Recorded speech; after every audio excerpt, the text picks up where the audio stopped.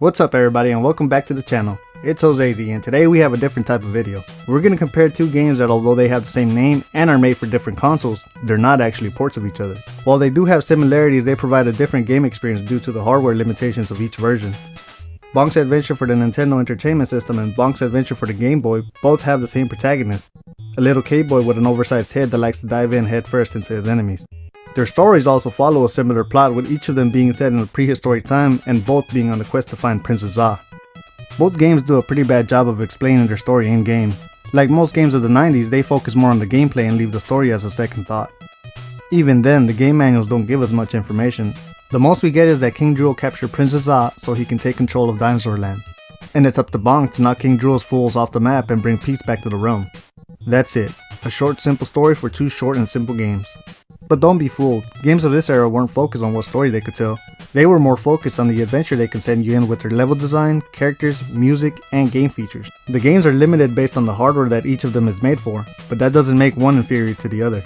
It's hard not to compare the two games, especially when having to review them together, but let's talk about each of them separate and then discuss their strengths and weaknesses against each other in the end. As I said, each version will let you experience the different version of the same journey. Starting with the characters, the NES version gives you a varied lineup of enemies that you must overcome. There's all kinds of dinosaurs that give you a real sense of the prehistoric setting the game is trying to portray. Reptiles, insects, and water creatures also inhabit Dinosaur Island and are waiting for their chance to stop Bonk on his quest. The game does a great job of spacing these enemies throughout the level so the player has enough of a challenge but not so much that it overwhelms them. As a matter of fact, the game does such a nice job with its character placement that they even use some of them as level designs. Like this big T-Rex that once you hit him on the head, his mouth opens up and you can go inside his body as part of the next level. Or on this stage where all the blue dinosaurs are used as platforms to get across the stage. The game takes advantage of the hardware by using its bold and vivid art style to make each level stand apart from each other. You will never confuse one stage for another because the enemy placement is very specific, but also because of the distinct art style each stage has. From full water stages to jungle areas, and then go into dry deserts where the shades of orange and red really give you the perception of heat. It's a real treat to see a game that can give you so much variety with very little repetitious content. After 3 or 4 levels, you finish the area by defeating a boss. The bosses in this version of the game are very well designed, but I mean that more in the art design than I do in the gameplay design. You can tell the devs had a good idea on what they wanted to do with their boss fights, but I personally don't feel like they accomplished what they set out to do. Their attack patterns aren't as consistent as they could be, and some you can just ignore and attack constantly tanking damage until you win. However, the biggest flaw I noticed is that sometimes I would miss an attack that I know should have connected. But I can't confirm the hitboxes are messed up or not because I only have one version of the game, so if you have a different experience, let me know in the comments. That brings me to the controls. This game is 100% playable, but I feel a small delay in the jumping and when you turn directions. It's the weirdest thing because you don't feel it during the flips in the air. Another thing is the jumping. For some reason it feels like the jump arc Bonk makes isn't consistent or can't be controlled properly. Maybe it's like a fixed arc, but the weird thing is you can move him in the air, so it just leaves me confused. This is one of those things you have to experience yourself in a playthrough. Moving on to the Game Boy version, this version came out in 1992 and has way less enemies, but it compensates by having much shorter stages, making the pacing in the game feel much faster as well. The levels are a little more straightforward, making them feel easier, but also let you cause more chaos when you use a special power-up. This flavorful piece of meat works much like the star power-up in Mario. However, unlike the star power, when the meat's full power runs out, Bonk's left with 2 weaker versions of the power-up that can also act as extra hit points if he gets hit before the time runs out. The NES version also has this power-up, but it never had a good area where I could use it to rampage through enemies, so I only used it to avoid damage at most, which isn't the kind of thing that I should be using this power-up for. Those meat power-ups along with health recovery items, hearts, and crazy plant creatures can be found by jumping on these sleeping creature things. Honestly, I have no idea what these creatures are. The Game Boy version lets you hit them whichever way you want, but on the NES version if you hit them from the side, they'll send you flying.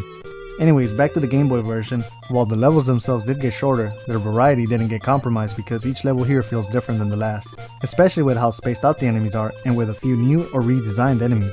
Also, some levels implement new concepts, like this water level that has these big plesiosaur creatures that if you hit them in the back of the head will give you a turtle power-up.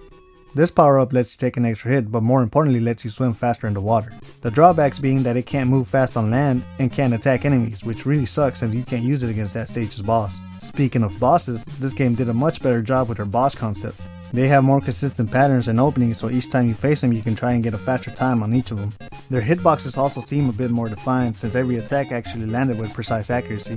The Game Boy's hardware might be more limited, but that didn't affect the game's art style. Everything is well detailed with a clear idea of the environment they were trying to convey. Even the bosses have their own unique designs apart from the NES version, with the exception of two. It's impressive how much the characters and platforms can stand out from the background with only the use of black, gray, and white colors. Even when creating environments with water, sand, and trees, it never feels like there's too much on the screen.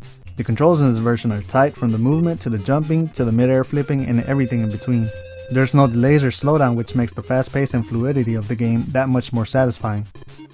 I left the music for last because both games have a similar soundtrack. The Game Boy has less of them and quote-unquote weaker renditions of its NES counterpart, but it also has original songs that were included with its smaller playlist.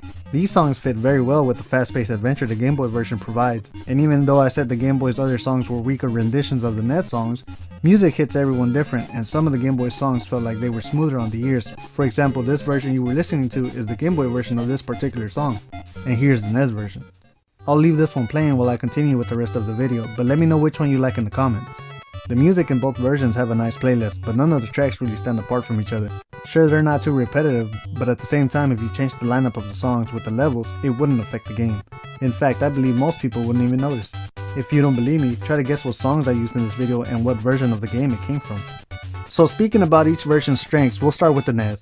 This version has beautiful art paired with nice music to really give life to the prehistoric setting the game takes place in and all the characters involved in the journey. The level design is another area where this version excels in because they're so diverse and filled with different enemies, nothing feels repetitive, and makes you feel like you really are traversing a foreign land while making progress to your final goal. When it comes to the Game Boy version, its strengths are in its game controls and mobility.